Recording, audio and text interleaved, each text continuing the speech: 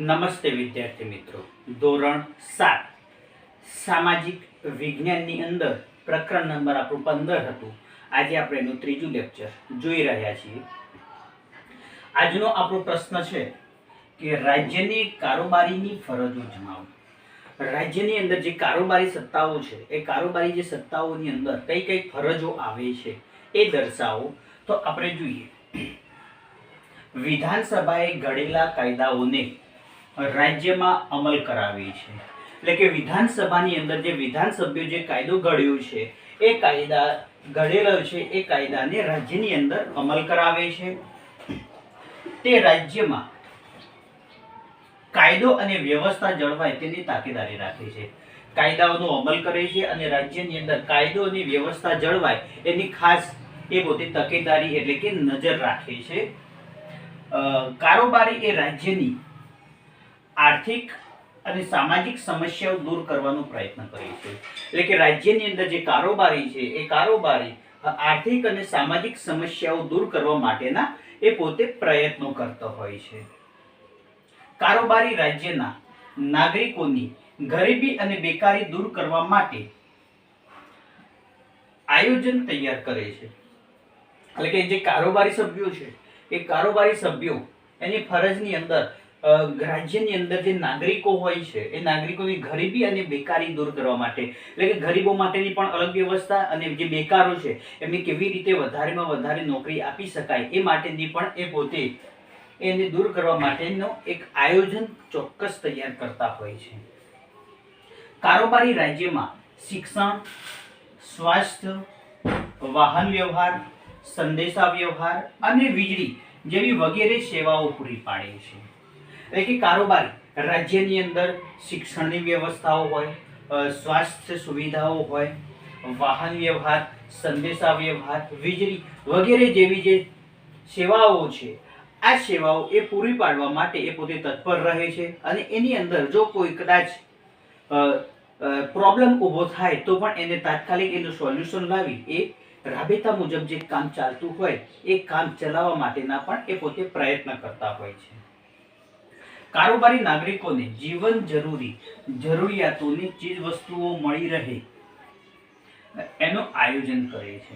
એટલે કે કારોબારી જે છે એ કારોબારી રાજ્યના નાગરિકોને જીવન જરૂરિયાત વસ્તુઓ રોજિંદી વપરાશની અંદર જે હોય, દૂધ હોય, શાકભાજી હોય, આ જે સુવિધાઓ છે એ સુવિધાઓની જે ચીજ વસ્તુઓ છે એ મળી રહે તાત્કાલિક, કોઈ પણ હેરાન પરેશાન વગર નજીકની અંદર નજીકના સ્ટોલની અંદર એ માટેનું ચોક્કસ આયોજન પણ કરતા હોય છે.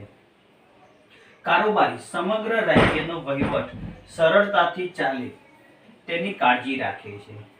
એટલે કે રાજ્યની અંદર જે સભ્યો હોય છે એ સભ્યો રાજ્યનો વહીવટ સરળતાથી વ્યવસ્થિત રીતે ચાલે એ માટેનો હંમેશા એ પોતે આયોજન કરતા હોય છે, એની કાળજી રાખતા હોય છે. કારોબારી પ્રજા કલ્યાણના કાર્યો કરે છે.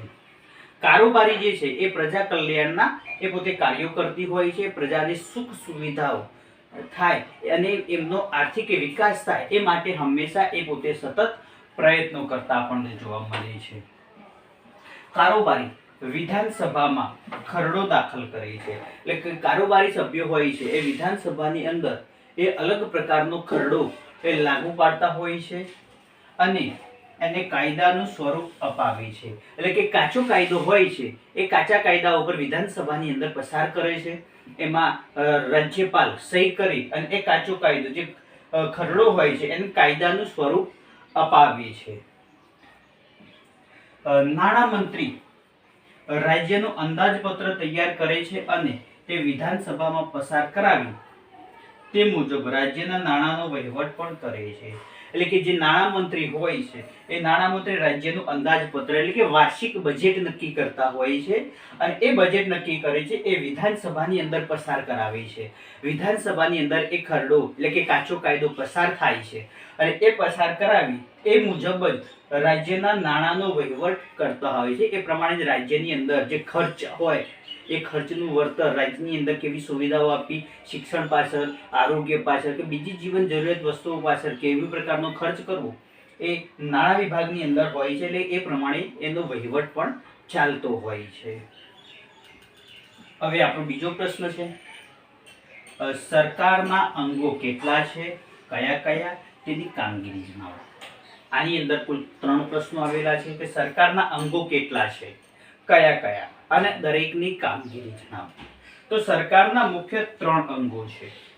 પહેલું છે ધારાસભા, બીજું છે કારોબારી અને ત્રીજું છે ન્યાયતંત્ર. તો ધારાસભાનું કાર્ય, તો વિધાનસભાની અંદર કાયદાઓ ઘડવાનું કામ એ ધારાસભા કરે છે. કારોબારી, તો કારોબારી એ કાયદાનો અમલ કરાવે છે. આપણે ઉપર જોયું કે કઈ પ્રકારનો એ અમલ કરાવી એનું કામ કરે છે. તો કારોબારીનું કાર્ય છે જે કાયદાઓ ઘડવામાં આવેલા છે એ કાયદાઓનો અમલ કરવો. અને ન્યાયતંત્ર, તો વિધાનસભાની અંદર જે ધારાસભાની અંદર જે કાયદાઓ ઘડાયા છે એ કારોબારી કાયદાનો અમલ કરાવે છે.